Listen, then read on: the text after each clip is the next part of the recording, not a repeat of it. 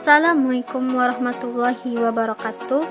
Perkenalkan, nama saya Adelia Hayatul Fitri dari kelas 2A Pendidikan Geografi.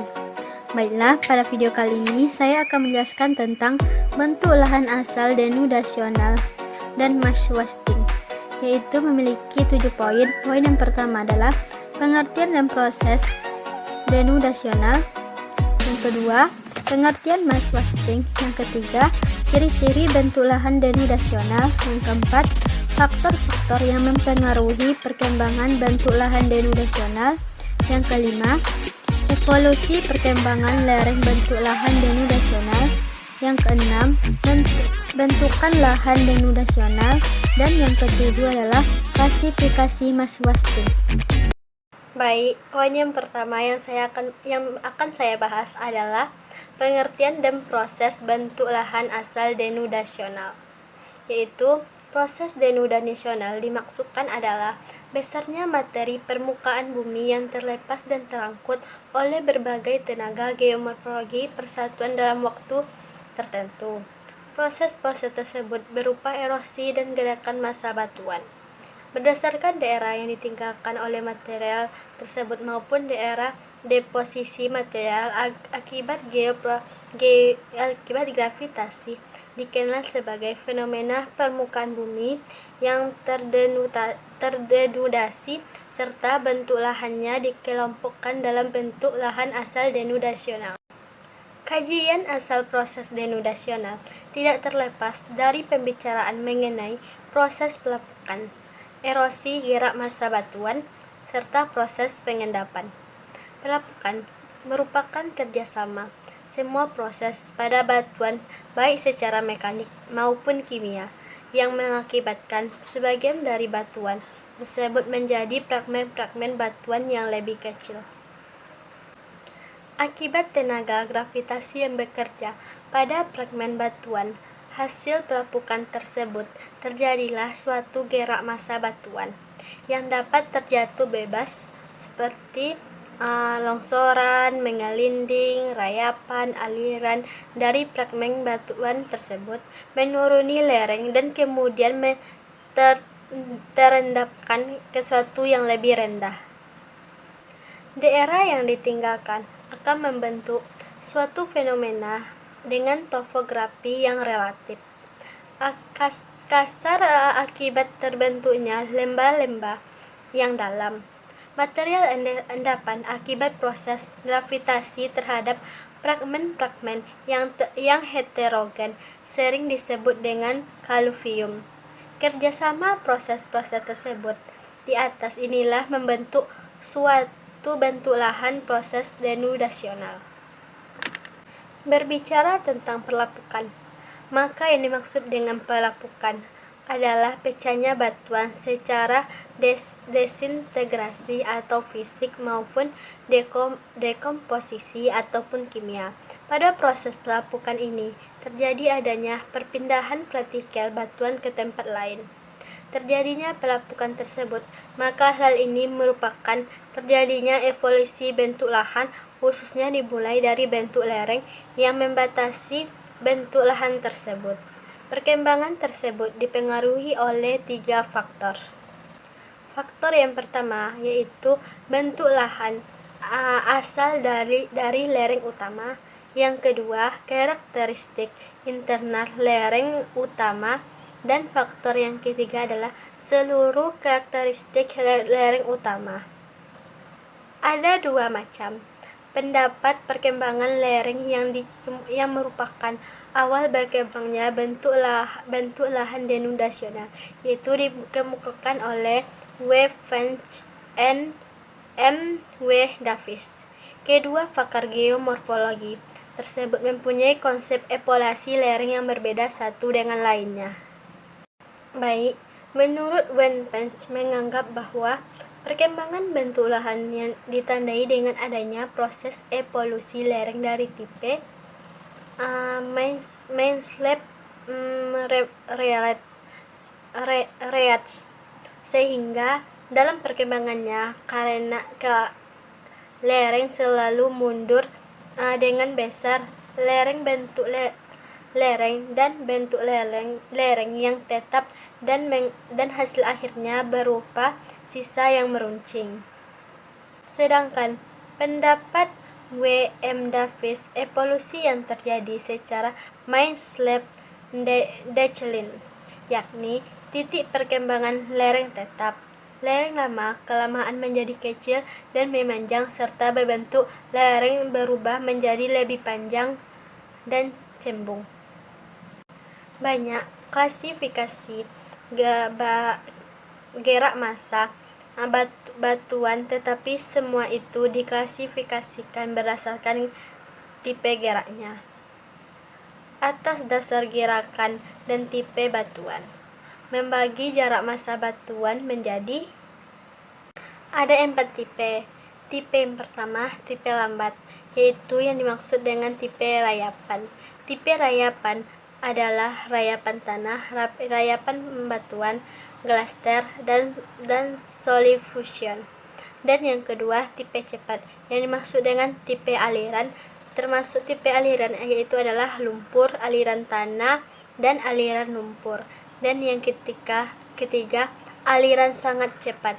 Dimaksud dengan tipe aliran tersebut yaitu longsor yang terdiri dari jatuh bebas atau longsoran. Dan yang keempat adalah terban. Yang dimaksud dengan terban adalah jatuhnya material batuan secara vertikal tanpa adanya gerakan horizontal. Satuan bentuk lahan denusional. Yang pertama adalah pegunungan denusional.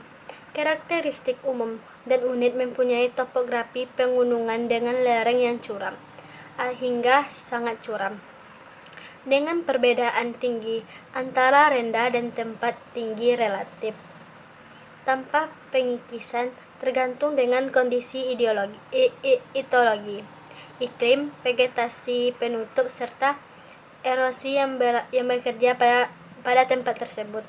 Umumnya mempunyai lembah yang dalam, berdinding terjal dan membentuk huruf V, karena proses dominan adalah proses yang cenderung pendalaman lembah.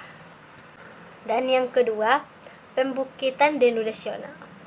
Pembukitan denudasional mempunyai topografi berbukit dan bergelombang dengan lereng berkisar antara 15 sampai 55%, dengan perbedaan tinggi antara 50 sampai 500 meter.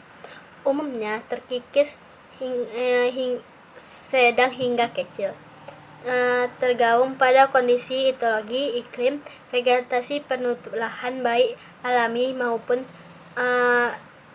tata guna lahannya. Dan yang ketiga, nyaris dataran.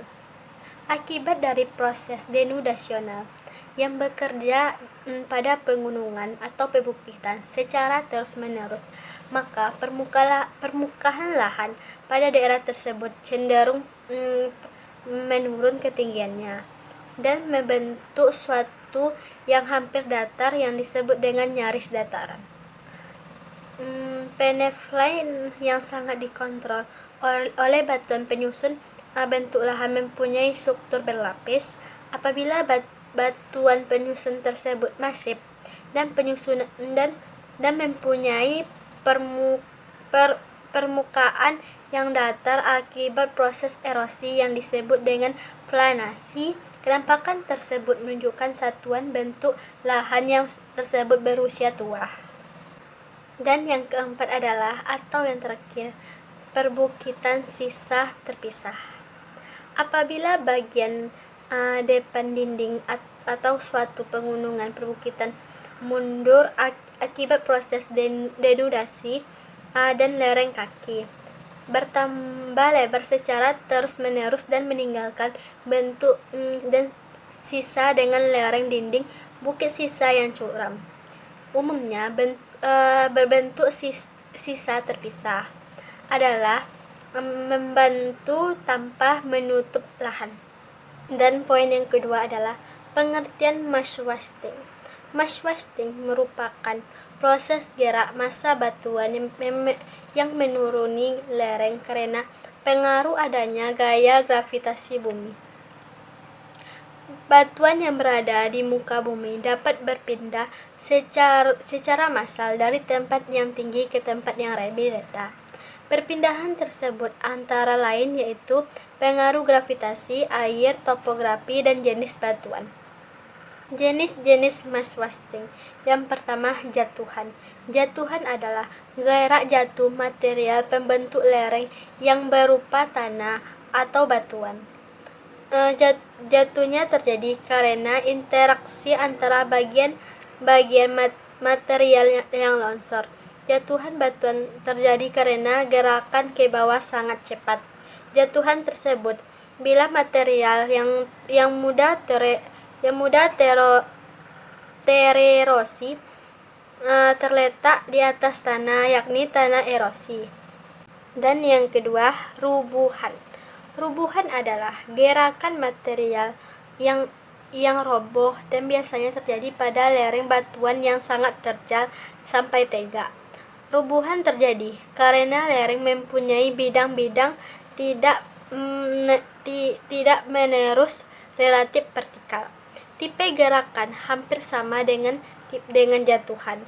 Faktor utama yang menyebabkan rubuhan adalah air yang mengisi retakan. Dan yang ketiga, gelinciran. Gelinciran merupakan bencana yang sering terjadi di Indonesia yang intensif terjadi pada musim penghujan. Gelinciran ini dikenali dengan adanya retakan di permukaan.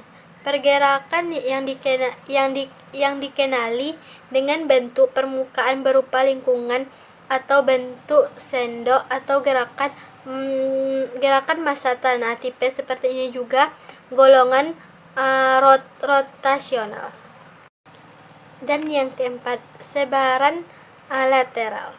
Sebaran lateral kombinasi dari bergeraknya massa tanah dan turunnya massa batuan pecah-pecah ke material lunak yang terletak di bawahnya. Permukaan bidang longsor tidak berada di lokasi terjadinya geseran. Dan yang kelima atau yang terakhir adalah aliran. Aliran atau flush adalah gerakan hancuran material ke bawah lereng yang mengalir seperti cairan kental. Aliran sering terjadi dalam bidang geser relatif sempit. Material yang terbawa aliran dapat terdiri dari bermacam-macam partikel tanah, seperti kayu, ranting, dan lain-lain. Dan poin yang ketiga adalah ciri-ciri bentuk lahan asal danusional.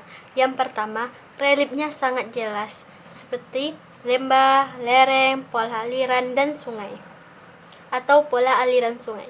Yang kedua, tidak adanya gejala struktural, batuan pasif, stik penutup. Yang ketiga, dapat dibedakan dengan jelas terhadap bentuk lahan lain. Dan yang keempat, relief lokal, pola aliran dan kerapatan aliran menjadi dasar utama untuk merinci batuan bentuk lahan. Dan yang kelima atau yang terakhir adalah litologi menjadi dasar pembela kedua untuk merinci batuan bentuk lahan. Litologi terasosiasi dengan bukit, kerapat aliran, dan tipe proses. Baik, poin yang keempat adalah faktor-faktor yang mempengaruhi pembentukan bentuk lahan danudasional. Di dalam evaluasi bentang lahan yang menghasilkan bentuk lahan denudasional, Davis mengemukakan adanya tiga faktor yang mempengaruhi perkembangan untuk lahan struktural, geologi, proses geomorfologi, dan waktu. Dan poin yang kelima adalah evolusi bentuk perkembangan lereng proses bentuk lahan denudasional.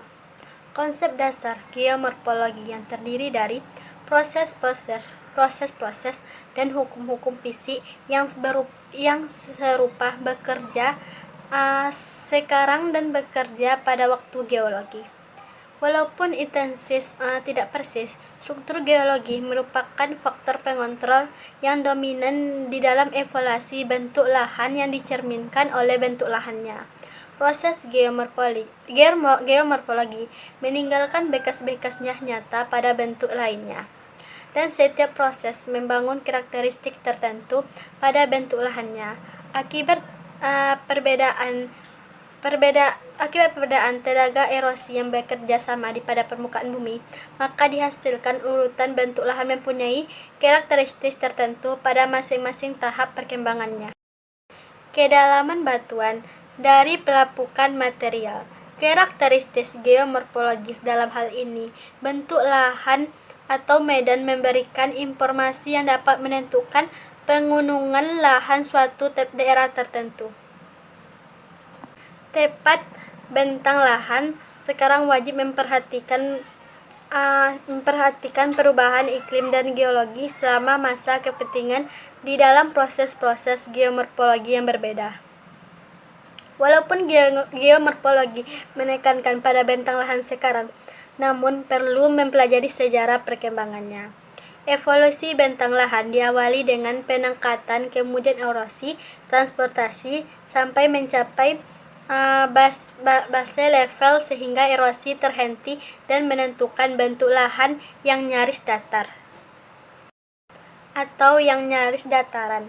Bentuk lahan denudasional secara genesisnya terjadi akibat proses denudasi yang dicirikan adanya gerak batuan, yaitu proses bergeraknya puing-puing batuan secara besar-besaran menuruni lereng secara lambat hingga cepat dipengaruhi oleh gravitasi.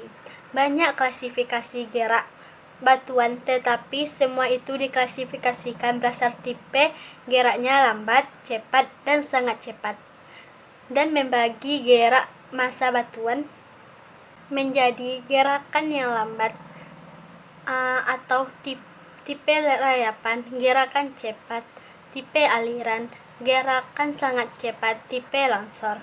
Bentuk lahan asal proses denudasial antara lain pembukitan denudasional, pegunungan denudasional, perbukitan